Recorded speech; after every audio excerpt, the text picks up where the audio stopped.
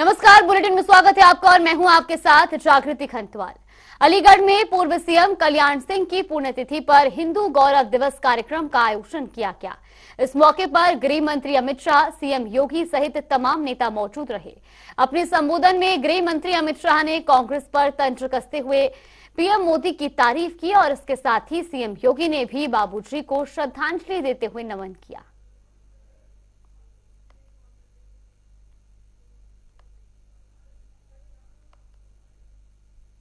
मोदी जी ने आज समग्र पिछड़ा समाज के उत्थान के लिए ये 9 साल के अंदर ढेर सारे काम किए। एक और गरीब कल्याण का यज्ञ चलाया, दूसरी ओर पिछड़ा समाज को आगे बढ़ाने का काम किया और तीसरा लक्ष्य था, तीसरा अधूरा काम था राम जन्मभूमि का मंदिर। पिछले कांग्रेस पार्टी आजादी के बाद से राम जन्मभूमि के मसले को अटका रही थी, भटका रही थी, लटका रही थी। मोदी जी ने राम जन्मभूमि के मसले को कोर्ट का जजमेंट लाकर, कोर्ट का जजमेंट आते ही एक दिन बड़े सवेरे खून का कतरा बहाए बगैर प्रभु श्री राम के मंदिर का भूमि पूजन करने का काम करती। रामलला 550 साल के बाद अपने निज घर के अंदर, अपने भव्य मंदिर के अंदर विराजेगी और उस दिन दुनिया भर के राम भक्तों को एक संतोष और गौरव का भाव आएगा। नरेंद्र मोदी जी ने गरीब कल्याण, पिछड़ों का सम्मान और राम मंदिर का अधूरा काम, ये तीनों कामों को ये 9 साल के अंदर अंजाम तक पहुंचाने का काम किया है। मोदी की प्रथम पुण्यतिथि के अवसर पर उत्तर प्रदेश के सबसे बड़े कैंसर संस्थान का नामकरण सदैव Babu Kalyan Singh cancer super speciality hospital के रूप में स्थापित करने का कार्य हुआ है।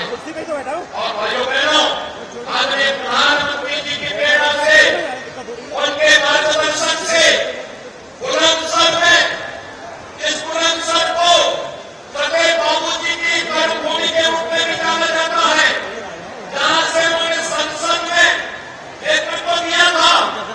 उस बुलंदशहर में बनने वाला मेडिकल कॉलेज भी सदैव बाबूजी के नाम पर बाबू कल्याण सिंह राजकीय मेडिकल कॉलेज की स्थापना का कार्य भी उद्घोषणा कर रहा है। अगले सत्र में इस मेडिकल कॉलेज में प्रवेश की प्रक्रिया भी संपन्न होकर के बुलंदशहर और आसपास के नौजवानों को इसमें प्रवेश की सुविधा प्राप्त होगी। आज के इस अवसर पर एक बार फिर से सदैव बाबूजी की स्मृतियों को नमन करते हुए मैं उन्हें विनम्र श्रद्धांजलि अर्पित करता हूँ। यूपी की राजनीति में स्वामी प्रसाद मौर्य एक बड़ा नाम है। अपने विवादित बयानों के लिए मशहूर सपा नेता स्वामी प्रसाद मौर्य पर एक कार्यक्रम में जूता फेंका गया। एक और जूता फेंकने वाले को कार्यकर्ताओं ने जमकर पीटा और पुलिस के हवाले किया, तो वहीं से लेकर दूसरी ओर सियासत पूरी तरह से गर्मा गई है। सपा सुप्रीमो अखिलेश यादव ने इसे लेकर कहा, जहां सरकार पर निशाना साधा, तो वहीं सुभाष सपा अध्यक्ष ओम प्रकाश राजभर ने जूता कांड को लेकर सपा को ही जिम्मेदार ठहराया। दूसरी ओर हिंदू महासभा ने जूता फेंकने वालों का अभिनंदन करने और हनुमानगढ़ी के महंत राजू दास ने उचित इनाम देने की बात कही।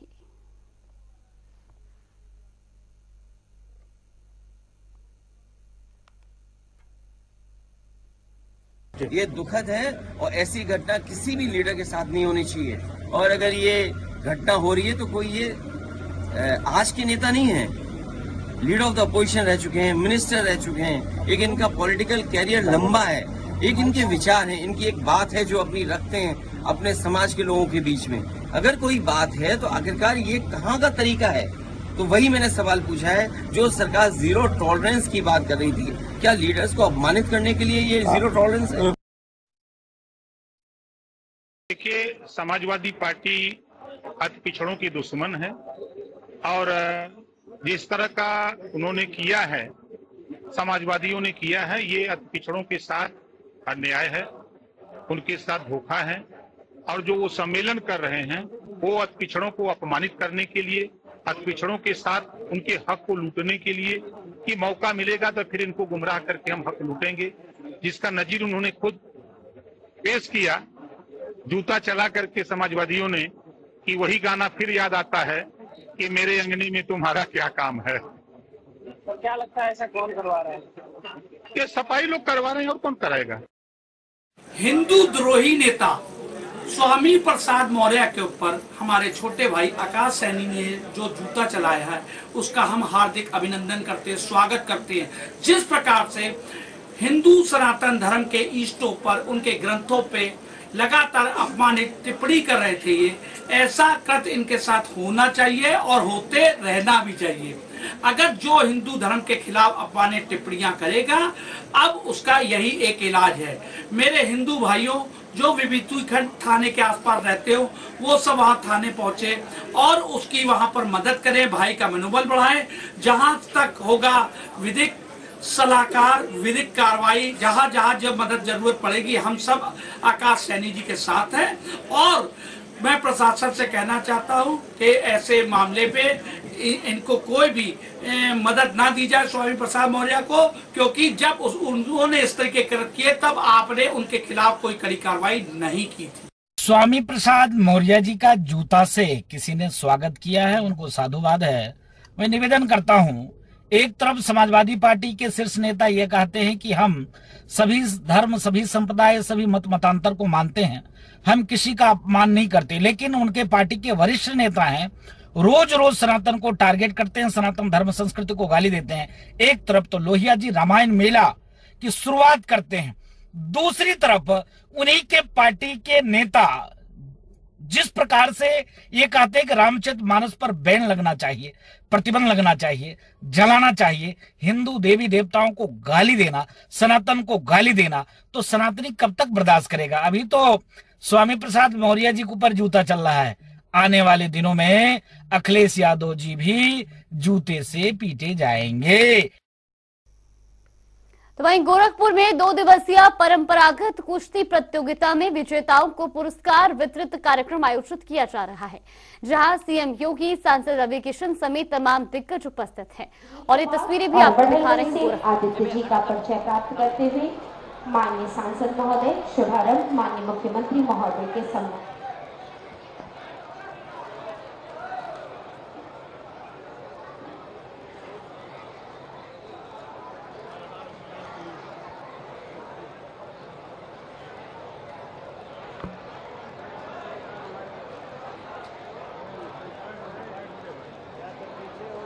चलिए शुरू कराइए। लाल कास्ट्यूम में पहलवान है विनीत कुमार, गोरखपुर छात्रावास, और नीले में आदित्य यादव, बढ़ल के बीच मुकाबला। उत्तर प्रदेश वीर अभिमन्यु का मुकाबला है। इसमें जीतने वाले पहलवान को 51,000 रुपए का नगद पुरस्कार एवं दूसरे स्थान प्राप्त करने वाले पहलवान को 25,000 रुपए का नगद पुरस्कार प्रदान किया जाएगा।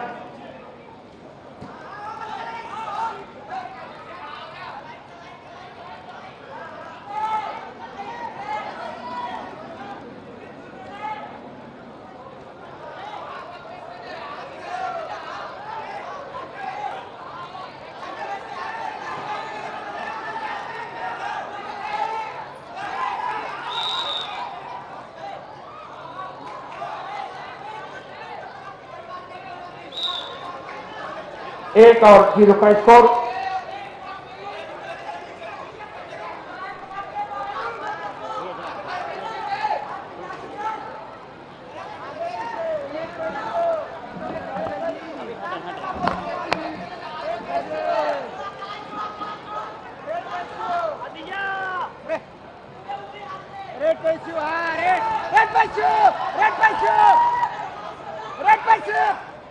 अरे अब कहिया रेट पैसे मिल कुछ ना पकड़ पकड़ वेरी गुड निकल निकल निकल निकल कुछ ना। हाँ अंदर अंदर रहो अंदर रहो, कोई बात नहीं एक ना रहे तो ले छिट्टा छिट्टा देख भाई मारना। उत्तर प्रदेश वीर अभिमन्यु में कुल 80 पहलवानों ने भाग किया था। अरे उंगली 80 पहलवान लड़ते लड़ते पहलवान फाइनल पहुंचे हैं। इसका मुकाबला आपके बीच चल रहा है।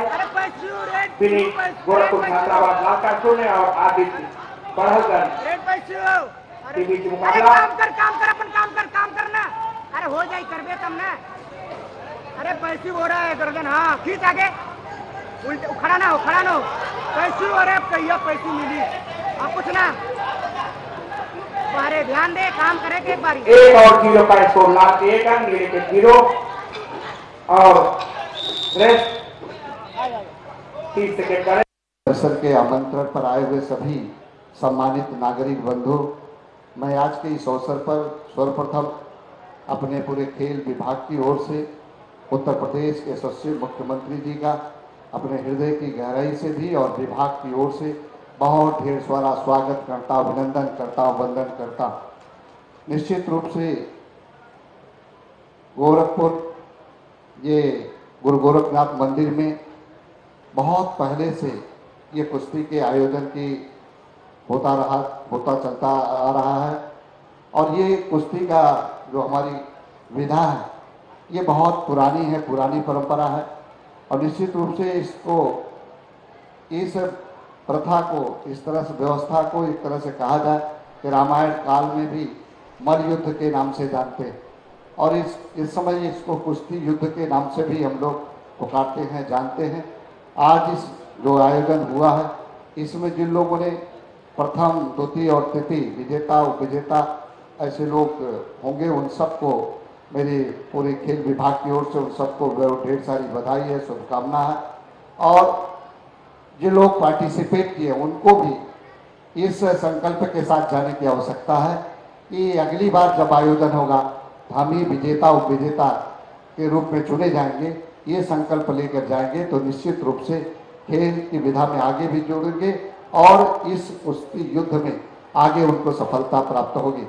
माननीय मुख्यमंत्री जी के नेतृत्व में निश्चित रूप से खेल एक विभाग है, सरकार का जो विभाग होता है वो आयोजन तो करता रहता है, वो खिलाड़ियों के लिए और कुश्ती के जो पहलवान होते हैं उनके लिए अवसर मिलता है, लेकिन इस मंदिर की पुरानी एक व्यवस्था है, पुरानी है, कई वर्षों से ये लगा। उपचुनाव प्रचार के दौरान दारा सिंह चौहान पर फेंकी गई इंक कांड के मामले में अब तूल पकड़ लिया गया है। इस युवक ने दारा सिंह चौहान पर स्याही फेंकी थी। उसने कोपागंज थाने में सरेंडर किया, जिसका नाम आरोपी मोनू यादव उर्फ डायमंड बताया जा रहा है। आरोपी मोनू यादव उर्फ डायमंड ने बीजेपी के नेता प्रिंस यादव पर आरोप लगाया कि जबरदस्ती इंक फेंकने का आरोप लगाया, तो वहीं दूसरी ओर जिला पंचायत सदस्य प्रिंस यादव का बयान सामने आया और उन्होंने इसे सुधाकर सिंह का प्लान बताया। यही नहीं बल्कि सपा पर आरोप लगाते हुए कहा कि मुझे बदनाम करने की कोशिश की जा रही है। यादव नाम है और मैं घोसी से जिला पंचायत क्षेत्र आता है, वार्ड नंबर 22, वहीं से जिला पंचायत सदस्य हूँ। किस पार्टी से बिलोंग करते हैं? मैं भारतीय जनता पार्टी का कार्यकर्ता हूँ। भारतीय जनता पार्टी प्रत्याशी पर स्याही फेंकने वाले ने आरोप लगाया है और आपके साथ उसकी फोटो भी वायरल हो रही है। जी, क्या है पूरा मामला? जी, आप जैसा कि जानते हैं मैं एक जनप्रतिनिधि हूं और पहले छात्र संघ का चुनाव भी लड़ चुका हूं, छात्र नेता भी हूं। तमाम जिले में कार्यक्रम होते रहते हैं, मैं कार्यक्रम में जाते रहता हूं। उसमें मैंने भी वो फोटो देखी है, हमारे साथ उसकी एक फ़ोटो है। तो तमाम आप भी जानते हैं कि नेताओं के साथ लोग आकर फ़ोटो खिंचवा लेते हैं। मैं इससे भी बहुत लोग मिलते जुलते हैं, लोग फ़ोटो लेते हैं, तो उसके लिए मैं क्या कर सकता हूँ। जो आरोप लग रहा है उसके पीछे क्या मानना है आप? मैं पूरी बात आपको बता दूं, वैसे तो मैं 2 दिन से कुशीनगर था, हम लोग के जिला पंचायत सदस्य का प्रशिक्षण वर्ग चल रहा था भारतीय जनता पार्टी का कुशीनगर में, तो 2 दिन से मैं वहीं पे था और मैं कल रात में यहाँ पे वापस आया हूँ, तो रात में ही मैं ये वीडियो भी देखा हूँ। इसकी कोई मुझे जानकारी भी नहीं थी। 2024 के लोकसभा चुनाव को देखते हुए सभी दलों ने जोर शोर से तैयारियां शुरू कर दी हैं। इसी कड़ी में सपा की लोहिया वाहिनी ने भी प्रदेश के 25 जनपदों में साइकिल यात्रा का आयोजन किया। उन्होंने लोगों के बीच अपनी सरकार की उपलब्धियों का बखान किया, तो वहीं मौजूदा सरकार की कानून व्यवस्था पर जमकर सवाल उठाए। जानकारी के अनुसार यात्रा जब रायबरेली पहुंची तो थाना अध्यक्ष ने यात्रा में शामिल लोगों को डराया धमकाया, जिस पर सपाइयों का कहना है कि पहले ही जानकारी देने के बावजूद भी पुलिस यात्रा में बाधा बन रही है।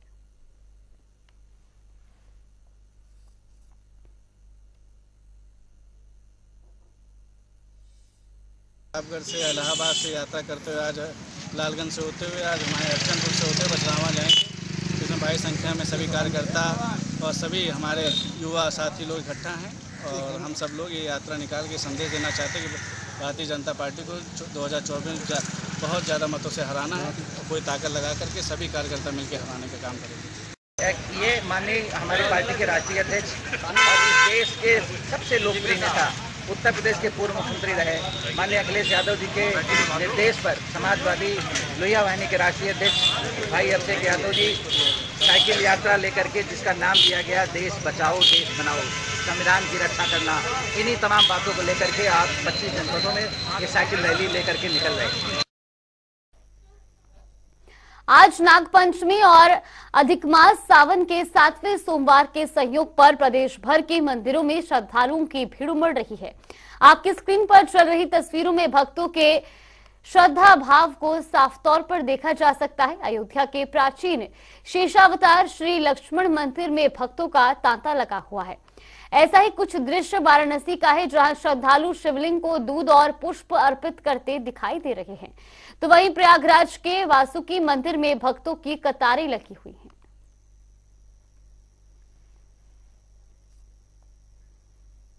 राम मंदिर में झूलनों उत्सव मनाया जा रहा है और इस दौरान मंदिर में भगवान रामलला चांदी के झूले पर सवार है। नागपंचमी के मौके पर आज भगवान रामलला को व्यंजनों का भोग लगाया जाएगा, जिसमें मौसमी फल और मिष्ठान शामिल होंगे। आपको बता दें कि रामलला के भक्त पूर्णिमा तक रामलला के झूलनों उत्सव स्वरूप का दर्शन कर सकेंगे।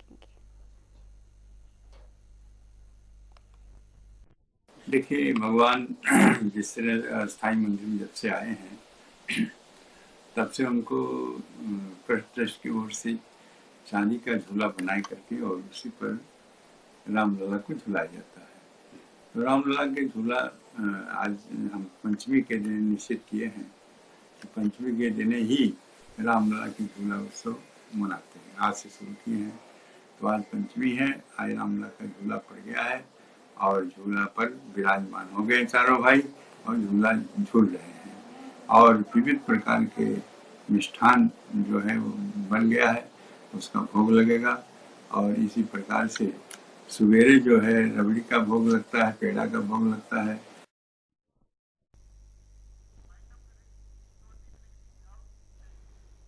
कुशीनगर के हाटा कोतवाली के सुकरौली नगर पंचायत से जबरन धर्म परिवर्तन का मामला सामने आया है, जहां प्रार्थना सभा की आड़ में लोगों का धर्म परिवर्तित करवाया जा रहा है।